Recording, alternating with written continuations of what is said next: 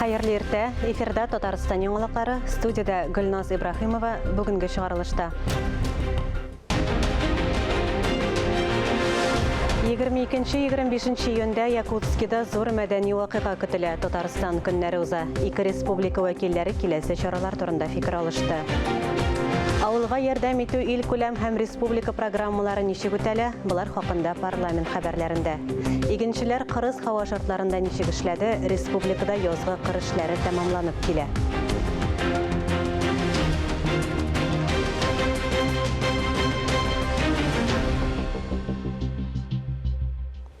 Кичә Казан Кремлендә Иминлек Советының күчмә утырышы узды. Аны Николай Патрушев үткәрде.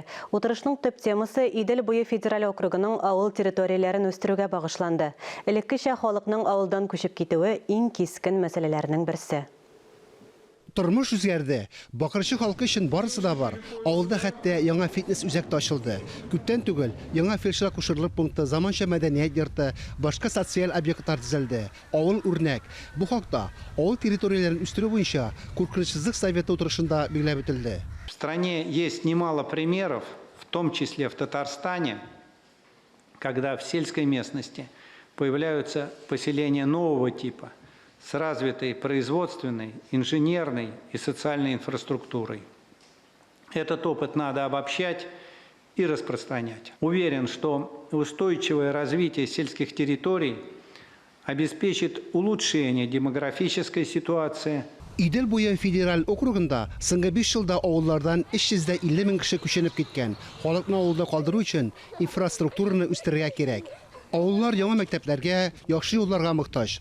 Округта 8 меңнән артык торак пункты юлсызлыктан интегә. Большое внимание уделяется вопросам занятости населения. И надо сказать, что по сравнению с началом года показатели по занятости носят хороший характер, практически не допущено в регионах увеличения уровня безработицы. Эшлекле активлыгын арттырырга федераль һәм республика программаларында ярдәм итә. Республиканың агросәнәгать комплексына соңгы 3 елда 57 миллиард сум акча бүлеп бирелгән. Булар грантлар, субсидияләр һәм ташламалы кредитлар. Агросәнәгать комплексына ярдәм итү ул беренче чиратта азык-төлек куркынычсызлыгы. Наша основная задача в отрасли на данный момент – это оперативное завершение посевных работ с учетом погодных условий. Практически мы днями завершаем. Подготовка к кормозаготовке и проведение с целью обеспечения животноводства достаточным количеством кормов. И самое главное – бесперебойное снабжение населения качественными и безопасными продуктами питания. Киңәшмәдә хәзерге сияси вазгыять та кузгатылды. Россиягә каршы глобаль көнбатыш кампаниясе турында сөйләштеләр. Спровоцированный и подогреваемый США конфликт между Россией и Украиной американцы используют для решения задач своих политических и экономических. В том числе можно отметить следующее. Разрыв торгово-экономических, политических и культурных связей между Россией и ЕС. Тик көнбатышның Россияны изоляцияләү омтылышы бөтен дөньяда глобаль икътисади һәм азык-төлек кризисына китерергә мөмкин дип белдерделәр киңәшмәдә. Хәзер санкцияләр төбәкләр үсешендә тискәре чыгыш тапмасын өчен илдәге барлык ресурсларны да эшкә җигәргә кирәк. Фанис Мөхәммәтов, Фируза Насирова, Илдар Галәүддинов, Татарстан яңалыклары. 22-25 июньдә Якутскида зур мәдәни вакыйга көтелә. Татарстан көннәре уза. Республика делегациясе төньяктагы республикага эш сәфәре белән килде. Киләсе чаралар турында үзара фикер алыштылар. Безнең делегациянең сәфәре шәһәр үзәгендә якут халкының милли әдәбиятына нигез салган Платон Уенский һәйкәленә чәчәкләр салудан башланды. Бу шәхеснең исеме җирле халыкка Сейетле Тукаебыз кебек кадерле якын. Ул якут халкының горурлыгы, әсәрләрен яттан беләләр. Ике республиканы туганлык җепләре берләштерә. Татарстан белән Якутия арасында мәдәни элемтәләр нык, телнең, гореф-гадәтләрнең охшашлыгы хәзерге этапта үсешкә этәргеч бирә. Якутиядә Татарстан көндәрендә икътисади элемтәләргә аерым игътибар бирелә. Значимость очень большая, между нами общая, нас объединяет сходство культуры. Мәдәният, дәртләр охшашлыгы зур әһәмияткә ия. Татарстан динамик үсештәге төбәк. Авыл хуҗалыгы, туризм, сәнәгать өлкәсендә планнар бар. Бу ниятләрнең барысы да тормышка ашырга тиеш.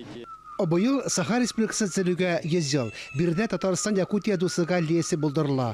Якутларның милли бәйрәме Сабан туй бизәкләре белән дә ямьләнергә тиеш. Когда мы говорим Республика Татарстан и татары, в первую очередь все говорят о Сабантуе. Төп чаралар 24-25 июньдә була. Җирле якут халкының милли бәйрәме Ысыях Сабан туй белән бергә үрелеп барачак. Әлеге күркәм бәйрәм тамашалары 25 июньгә билгеләнгән.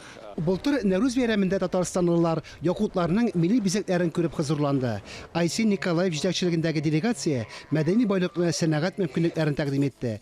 Ике республика вәкилләре дуслык һәм хезмәттәшлекнең яңа офыкларын ачты. Фанис Мөхәммәтов, Диана Василова, Татарстан яңалыклары. Бүген республикада балаларны халыкара яклау көне билгеләп үтелә. Бәйрәм чаралары Татарстанның барлык торак пунктларында уза. Балалар өчен паркларда төрле тамашалар, осталык дәресләре оештырыла. Казанда гына да 20дән артык чара планлаштырылган. Баратынский музеенда бәйрәм программасы, Әкият Курчак театрында иҗат конкурсы була. Махсус программаны Казан яшь тамашачы театрында әзерләгәннәр. Качалов театрында спектакль күрсәтелә. Сәгать 11дә нәни балаларны Кремльдә көтәләр. Анда викториналар, күңелле тамашалар, квестлар, эко-лаборатория оештырыла. Быел авылга ярдәм итү буенча барлык программаларда дәвам итә. Узган атнада авыл халкының эшлекле активлыгын арттыру буенча зона киңәшмәләре тәмамланды. Парламентның шушы һәм башка хәбәрләр белән Алия Галиуллин таныштыра.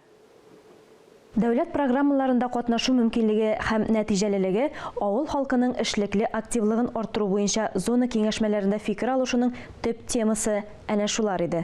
Традиция буенча киңәшмәләрне парламент рәисе Фәрит Мөхәммәтшин үткәрде. Узган атнада Мөслим һәм Ширмешәндә грантлар бирү, берничә республика президент программасын тормышка ашыру чаралары һәм формалары турында җентекле сөйләшү булды. Башта муниципалитет һәм җирлек башлыклары, 14 Көнчыгыш районының фермерлары, шәхси ярдәмче халыклары җитәкчеләре хезмәттәшләренең тәҗрибәсе белән танышты.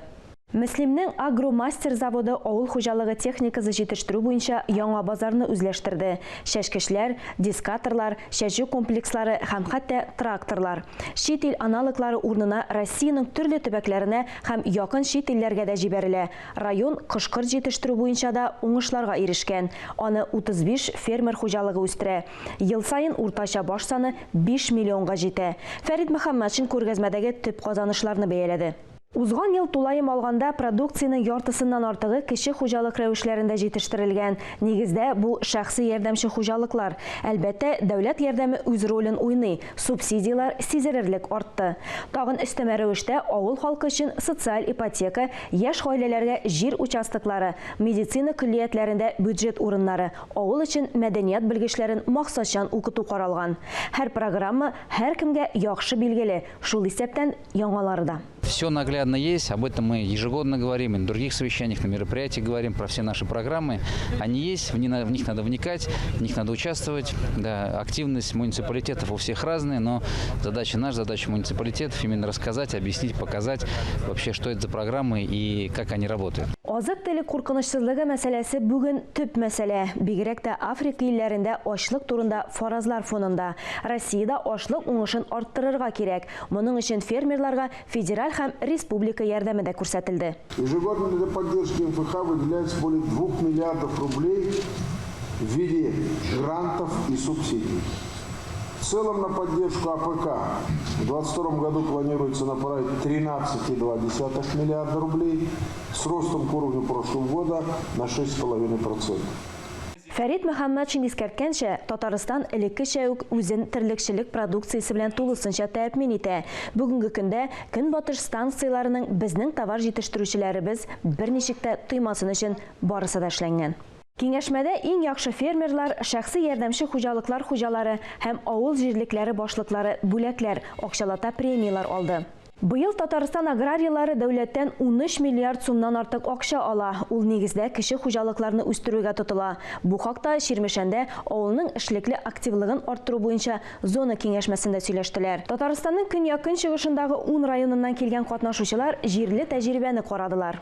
Ширмешән авыл хуҗалыгы кооперативы моннан 5 ел элек республика грантын алган. Хәзер аның заманча сугым цехы бар, ярым фабрикатлар җитештерә, муниципалитетта алдынгылардан санала. Пилмән, фарш, тутырма республиканың көньяк чыгышында гына түгел, ә күрше төбәкләргә дә җибәрелә. Предприятие, социаль учреждениеларга да булыша. Безнең ясалган продукциялар һәр чакта китеп бара, аңа спрос бик күп. Бүгенге көндә безнең хәләл нормативлар тигезләр эшлибез инде. Әле без хәзер инде сертификат алу өстендә эшлибез хәләл. Киләчәктә инде сертифицированный продукция була инде безнең. Татарстанның 10 көньяк районыннан фермерлар һәм шәхси ярдәмче хуҗалык вәкилләре чирмешәнлеләрнең уңышлы мисаллары белән танышты. Секцияларда авылларның агымдагы һәм шактый катлаулы проблемалары турында җентекләп фикер алыштылар. Республика элеккечә үк сөт саву буенча илдә алда бара. Бәрәңге, терлек һәм кош ите җитештерү буенча 2нче урында.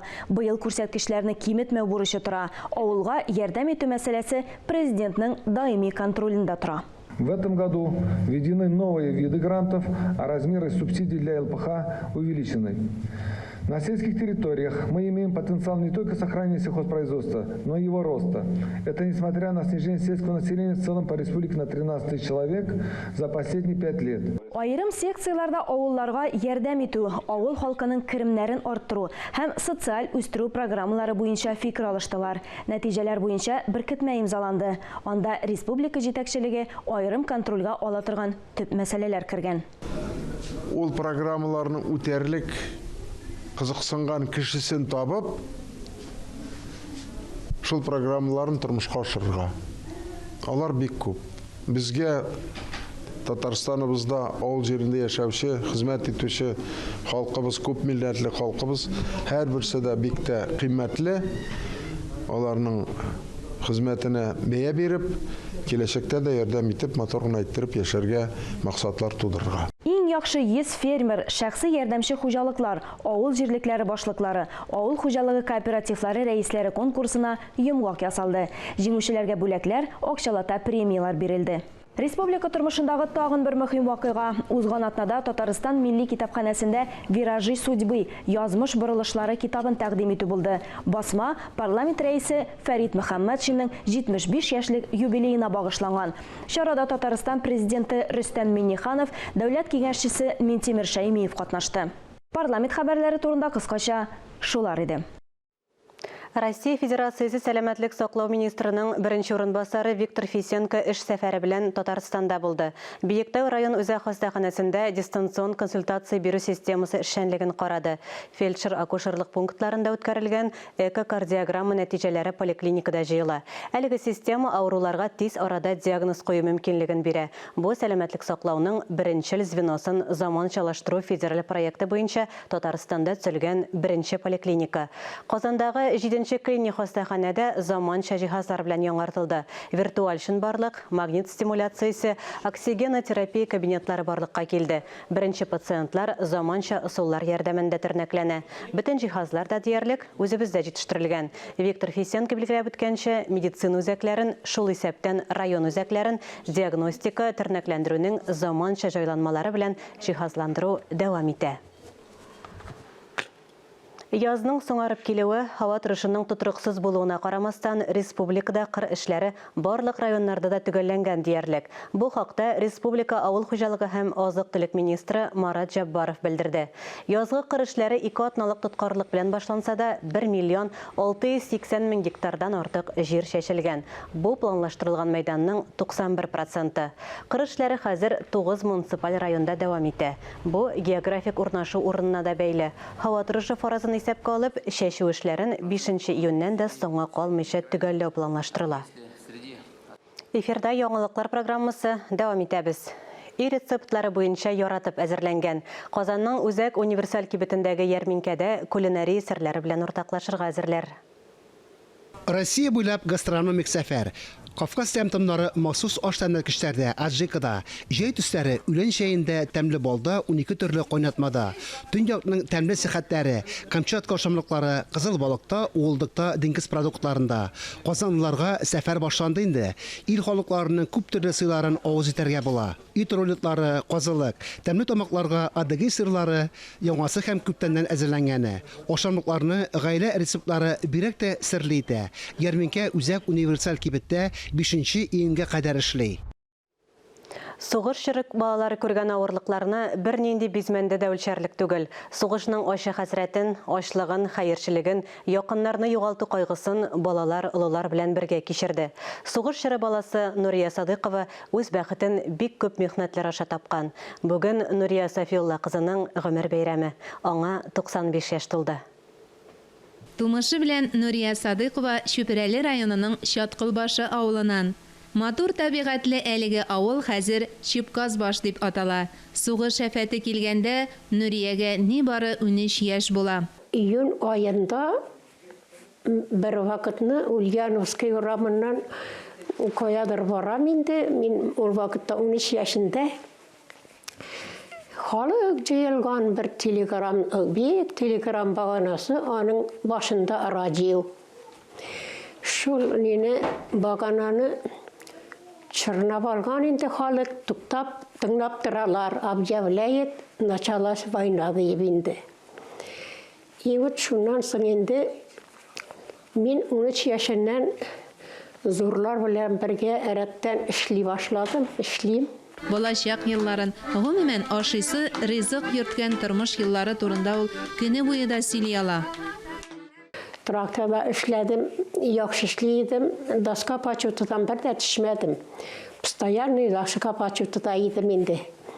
Шулай итеп, аннан соң 4 ел үтте, инде сугыш туктады. Бер шул инде үзебезнең районныкы бер егет бар иде. Шуның белән танышып иргә чыктым инде. Ана менә шул Румия булды. Гомер үтте, эшләдем. Кая эшләсәм дә яхшы эшли идем. Бер дә инде премиясыз да, несез дә калмый идем инде. Нурия апаның хылкы шундый, ул бер кайчанда күңелен төшерми, киләчәккә өмет белән карый.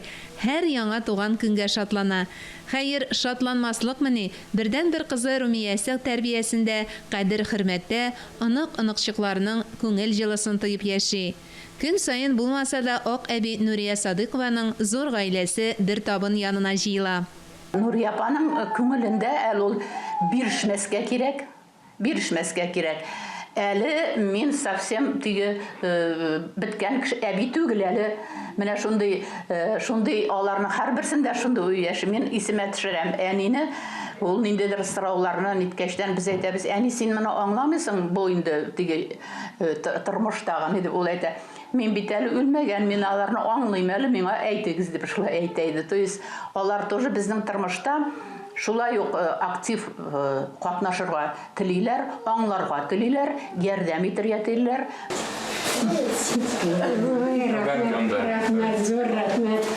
Язмыш сынауларын күп кичергән хезмәт ветераны бәхетнең, матур тормышның кадерен яхшы белә. Сугышлар гына була күрмәсен дип намаз сайын дуга кыла. Мөршидә Җиһан, Ләлә Зәйнуллина, Ирек Хәмидуллин, Татарстан яңалыклары. Эфирда актуаль әңгәмә сәхифәсе, сүзне Алия Галиуллинага бирәм. Исәнмесез, хөрмәтле телевизор караучылар, эфирыбызны актуаль әңгәмә сәхифәсе дәвам итә. 2021 елның февраленнән башлап Салаватик балалар проекты эшләп килә. Проектның яңа планнары, Салаватикларның составы нигә үзгәрә? Бу хакта Салават күпре һәм Сабантуй журналларының баш мөхәррире, Салаватик проектының җитәкчесе Зилә Зиннур кызы Фәйзуллина белән бергәләп сөйләшербез. Зилә ханым, хәерле иртә, исәнмесез? Исәнмесез, хәерле көн, дуслар. Башта проект турында сөйләшеп киттек әле. Белгәнебезчә, әлеге проект Татарстан Республикасы президенты каршындагы татар телен һәм Татарстанда яшәүче вәкилләрнең туган телләрен саклау, үстерү мәсьәләләре комиссиясе ярдәмендә тормышка ашырыла. Димәк, әлеге проект аша балаларның татар телен белүендә дә, камилләштерүендә дә сезнең өлеш зур. Дөрестән дә бу шулай. Үзем дә мондый нәтиҗәләр булыр дип ышанмаган идем, ләкин Салаватиклар чын мәгънәсендә бүген көндә Татарстанның иң популяр балалар төркеме. Салаватик дигәч 1, 2, 3 яшьлек балаларның һичшиксез авызларында елмаю күренер. Алар бик күп җырларны инде яттан беләләр, яратып хәрәкәтләрен бергәләп башкаралар. Әле менә әйтеп киткәнебез Шәймә, YouTube каналда бит инде бу бик танык танылган проект һәм карау саны да 1 миллионнан артып киткән дип күрдек без. Дөрестән дә бу шулай. Безнең зур шатлыкларыбыз көннән-көн сөендерә торган хәлләр булып тора. Мәсәлән, узган атна Салаватикларның иң беренче җырлары ул Әпипә җыры һәм Шума үрдәк шума кыз дигән татар халык җырлары. 100 меңнән артык караучылар җиде YouTube каналда. Ә инде бүтән җырларны бергә алсак, алар инде 1 миллионга якын. Димәк, 1 миллион татар баласы менә бу ел эчендә татарча бергәләп безнең белән җырлаган һәм туган телен үстерү эшендә дә бу әлбәттә зур уңыш. Әлеге проектта катнашучы балаларның әти-әниләре турында сөйләп китсәк тә урынлы булыр. Дөрестән дә бу шулай. Безнең төркемдә Салаватиклар төркемендә 6 бала. Һәм дөрестән дә бу балалар менә бу вакыт эчендә зур хезмәт куялар. Инде әти-әниләргә килгәндә, мин аларга Беләсезме, һәрберсенә алтын медаль асар идем, сез алтын әти-әниләр диеп, чөнки баланы алып китү репетицияга име, аны көтеп тору сәгатьләр буе бу дөрестән дә зур хезмәт, әле бит үз эшләребез бар, мәктәп тормышы бар, башка түгәрәкләр бар ди. Шуңа күрә әти-әниләргә зур сәламәтлек телим, сабырлык телим, алга таба да бергәләп шулай матур итеп эшләргә язсын. Амин, шулай булсын. Инде тагын шунысын әйтеп китәргә кирәк. Салаватик проекты ел ярым инде эшләп килә, тик шулай да сез яңа катнашучылар өчен кастинг оештыргансыз. Моның сәбәбе ниде? Сәбәбе гади, балалар үсә. Һәм безнең менә олырак булган 3 бала, ул Аделина, Эмилия һәм Булат, алар инде башлангыч мәктәпне тәмамлап, урта мәктәпкә күчәләр. Хәзер бу инде мәктәп калдырган вакытларыбыз да булды, репетициялар, концертлар вакытында. Шуңа күрә урта мәктәпне калдырмасыннар иде, белемнәре нык булсын иде дигән теләктә. Һәм төп сәбәп ул аларның үсүләре, буйлары үсте. Хәзер инде ул бит кичкенәләр, нәниләр өчен җырлый. Алар сез белгәнегезчә һәрберсе нинди бер җанлык, җан иясе. Шуңа әйтеп, яңа персонажлар табырбыз дип ышанабыз тиз арада. Ярый. Кастингта кемнәр катнаша ала? Кастингта җырларга биргә теләүче 6-дан алып 9 яшькә кадәр барлык балалар катнаша ала. Ләкин берничә шартыбыз бар. Бу бала дөрестән дә инде җыр биюгә әзер булырга тиеш, бу сәгатьләр буе зур күләмдәге авыр эшкә әзер булырга тиеш. Татар телендә сөйләшү, татар телен камил белү шулай бик мөһим шарт. Шулай итеп, без менә 1 июньнән 1 июльгә кадәр җәйнең 1 аенда әти-әниләрдән, тәрбиячеләрдән, укытучылардан балаларын төшергән кыска гына видеолар көтәбез. Әлеге видеоларда бала үзенең җыр сәнгатен һәм шулай ук хәрәкәтләнә белүен биеп күрсәтүе дә шарт, чөнки без күрергә тиеш бала җырлый да, хәрәкәтләнә дә, матур бии дә белә икәнен. Шулай итеп видеоларны без Салаватиклар @mail.ru адресына көтеп калабыз. Бу безнең беренче турыбыз, ул онлайн рәвештә булачак. 1 июльдән 1 августка кадәр без жюри әгъзаларын топладык инде. Шул күп санлы булыр дип уйлыйм. Видеоларны карап, 2нче турга әзерләнәбез. Ул 1 август көнне башланачак. Барлык катнашучылар арасыннан без 30 баланы сайлап алып, аларны инде август аенда инде офлайн турга, 2нче турга чакырабыз. Монда инде без үзебезнең жюри әгъзалары белән турыдан-туры бала белән эшләп, аны тыңлап, биетеп, җырлап караячакбыз. Шулай ук монда актерлык осталыгы да бик мөһим. Белгәнебезчә, әлеге проектта клиплар гына төшереп калмыйсыз, концертларда куясыз. Концерт карауга теләүчеләр кая барырга тиеш? Дөрестән дә узган елны бигрәк тә җәй айларында, ел дәверендә диярлек, без 12 концерт бирдек, ялгышмасам нәхәс саны белән име. Ул күбрәк паркларда, скверларда, Казан шәһәрендә булды.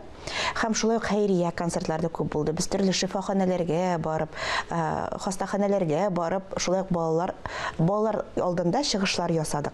Булар барысы да бушлай татар телендә узды. Балалар җәйге ял вакытында да, паркта, әти-әнисе белән йөргән вакытта да татарча җырлап, матур итеп вакыт уздыруын безнең иң зур теләгебез шул иде. иде. Менә бүген безнең бит зур бәйрәм. Бүген халыкара балаларны яклау көне. Мин бу уңайдан бөтен әти-әниләрне, әби-бабайларны һәм әлбәттә балаларның үзләрен бу бәйрәм белән котлыйм. Исәнлектә, сәламәтлектә узун матур гомерләр кичерергә язсын безгә. Һәм әйтәсем килә, менә 1 июнь көнне, нәкъ бүген, Габдулла Кариев исемендәге Яшь тамашачылар театрында безнең бик зур тәүге концертыбыз булачак. Билетлар бик тиз арада сатылып бетте. Бик үзебезчә бик тырышып, зур көчләр куеп, матур театраль тамаша әзерлибез. Һәм мин ышанам, безнең яшь нәни тамашачыларыбызга да бу бәйрәм бик ошар дип. Бу зур тәүге концертыгыз дәвамлы булсын, шулай ук проект дәвамлы булсын. Уңышлар телибез сезгә. Әңгәмәгез өчен бик зур рәхмәт. Амин, шулай булсын. Үзегезгә дә рәхмәт. Әлеге сәгатькә шундый яңалыклар иде. Берничә минуттан эфирыбызны Хәерле көн Татарстан тапшыруы дәвам итә. Без яңалыклар иҗат төркеме бүгенгә сау булашабыз. Үзегезне һәм якыннарыгызны саклагыз. Сау-сәламәт булыгыз.